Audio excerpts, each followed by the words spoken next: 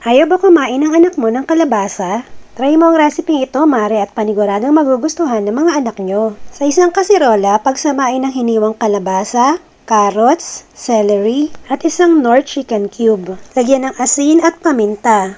Optional, pwedeng lagyan ng nutmeg for added flavor. Pagkatapos ay lagyan ng 2 tasang tubig, pakuluan hanggang lumambot ang mga gulay. Kapag namalambot na ang gulay, isalin ito sa blender kasama ang sabaw para makagawa ng puree. Kung wala namang blender, pwedeng gumamit ng fork o tinidor para i-mash ng pino ang kalabasa at ibang gulay. Pagkatapos ay ilagay ang all-purpose cream. Pwedeng gamitin kahit anong brand. I-blender ulit hanggang mag-incorporate ang lahat ng mga ingredients. Ganitong consistency o lapot ang preferred ko.